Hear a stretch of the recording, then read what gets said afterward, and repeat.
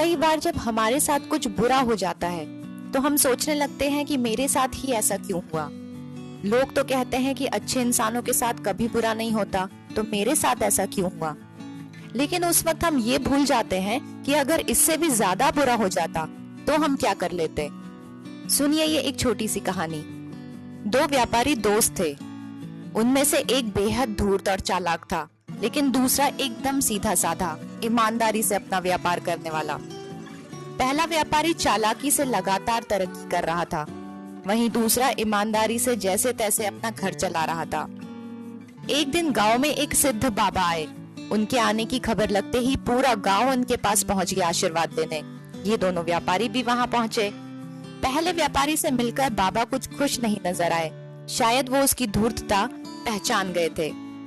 लेकिन दूसरे व्यापारी से मिलकर बाबा बहुत खुश हुए, उसे खूब आशीर्वाद दिया। उसे कहा कि तुम अपनी इस सच्चाई, अपनी इस अच्छाई को हमेशा बरकरार रखना। जिंदगी में अच्छे लोगों के साथ हमेशा अच्छा होता है। बाबा से आशीर्वाद लेने के बाद दोनों वहां से चले गए। कुछ ही दिन में दिवाली का त्योहार आने वाला था।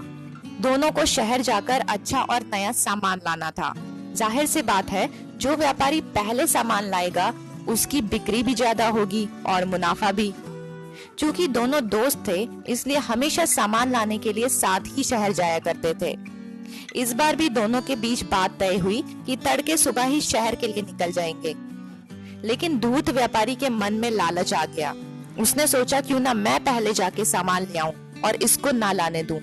वो रात में ही शहर की ओर निकल गया और रास्ते में एक बड़ा सा गड्ढा करके उस पर घास डालकर चला गया, ताकि जब सुबह उसका दोस्त वहां से निकलेगा तो वो उस गड्ढे में गिर जाए और शहर ना पहुंच पाए।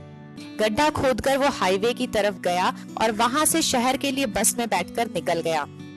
दूसरा दोस्त सुबह उठकर उसके घर गया। पता चला कि वो तो रात में ही शहर के लिए निकल गया था। उसे बहुत बुरा लगा। वो अपने घर वापस गया और शहर जाने की तैयारी करके शहर के लिए निकल गया। हमेशा की तरह शहर जाने के लिए वो उस रास्ते पर निकला और उस गड्ढे में गिर गया। गिरते ही उसने जोर से मदद के लिए चिल्लाया। आसपास के कुछ गांव वालों ने उसे देखा और उसे बाहर निकाला। उस व्यापारी को बहुत चोट लग चुकी थी। गांव वालों ने उसका इलाज कराया और उसे उसके घर पहुंचा दिया। कुछ ही देर बाद वो सिद्ध बाबा वहां से गुजर रहे थे। व्यापारी ने उन्हें देखा और उन्हें बहुत भला बुरा कहने लगा। उसने कहा कि बाबा, आप ही ने तो कहा था कि मेरी अच्छाई मेरी जिंदगी में हमेशा काम आएगी, लेकिन ये देखिए मेरे साथ क्या हुआ। वो जो अपनी धूर्तता से काम करता है वो आज शहर पहुंच गया है, वहां से सामान लाएगा और बहुत मुनाफा कमाएगा, और मैं यहाँ पर बीमार पड़ गया हूँ। मेरा पूरा त्योहार यूं ही बर्बाद हो जाएगा। क्या अच्छाई का यही नतीजा मिलता है? बाबा ने उसकी सारी बातें सुनी और उसे कुछ नहीं कहा। वो उसे जल्द ठीक होने का आशीर्वाद देके वहां से चले गए। दोपहर तक शहर से खबर आई कि उसका दोस्त जो शहर के लिए निकला था, वो जिस बस में बैठकर गया था, उस बस का एक्सीडेंट हो गया और उसकी मौत हो गई। ये सुनते ही व्यापारी बेचैन हो गया। उसे कुछ बात समझ नहीं आई। वो भागकर सिद्ध बाबा के पास गया और उनके पैरों में गिरकर रोने लगा। उसने पूछा कि बाबा, ये सब क्या हो रहा है? बाबा ने उसे बताया कि मौत के योग तो तुम्हारे लिए आए थे, लेकिन तुम्हारे अच्छे कर्मों की वजह से तुम बच गए। अगर तुम उस गड्ढे में नहीं गिरते और तुम भी उस रास्ते पर निकल जाते तो शायद एक्सीडेंट तुम्हारा भी हो सकता था। वहीं तुम्हारे दोस्त के लिए सिर्फ एक्सीडेंट के योग थे, लेकिन उसके बुरे कर्मों की वजह से उसके हिस्से में मौत आई और तुम बच गए।